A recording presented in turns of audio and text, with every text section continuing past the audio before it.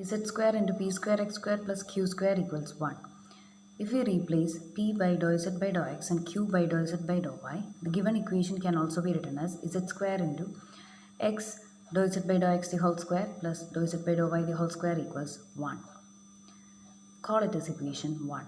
If you give capital X equals log x, we obtain x dou z by dou x equals dou z by dou capital X. This is because considering the equation x equals log x, when you take partial differentiation on both sides, we have dou x equals 1 by x dou x.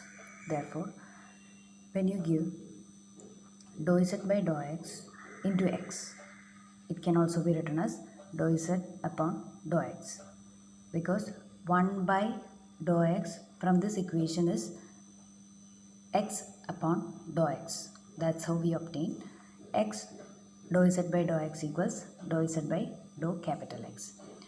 Therefore, equation 1 can be written as z square into dou z by dou x, because we have replaced x dou z by dou x using the expression dou z by dou capital X, plus the same expression dou z by dou y the whole square equals 1. Call it as equation 2 after we have used the substitution capital X equals log x. Let u equals ax plus y and dou z by dou capital X equals a dz by du and dou z by dou y equals dz upon du. We are familiar with the partial differential equation of the form f of z pq equals 0. Form of equation can also be written to the form f of z into a dz by du into comma dz by du. We just replaced p by a dz by du and q by dz by du. We also had the relation p equals aq. In this format, PDs. Similarly, here we have these equations which can be used in equation 2, so that equation 2 becomes z square into, in place of dou z by dou x the whole square, we now have a into dz by du the whole square. Therefore, this term becomes a square into dz by du the whole square. When we make use of dou z by dou y equals dz by du, this expression can be replaced by dz by du the whole square. Now, we have z square into dz by du the whole square taken common outside, because dz by du the whole square is common to both the terms and z square is also common to both the terms. So, we have a square plus 1 appearing as a factor and RHS is 1 itself.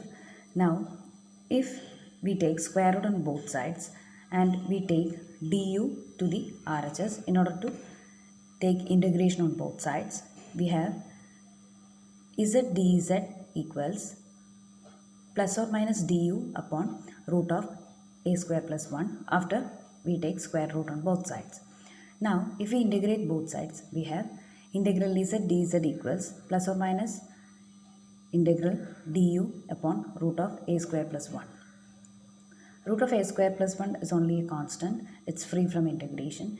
If we bring it back to LHS, we have after integration, integral z becomes z square by 2 and integral du becomes plus or minus u plus b, the constant of integration, which can also be written as z square into root of 1 plus a square equals plus or minus 2 into ax plus y plus b, because we have u equals ax plus y. We just used that expression here and 2 got multiplied to the RHS. So, we have the final complete solution obtained as z square into root of 1 plus a square equals plus or minus 2 into a log x plus ay plus b, because we have to resubstitute capital X using the expression x equals log x. This is the required complete solution with arbitrary constants a and b.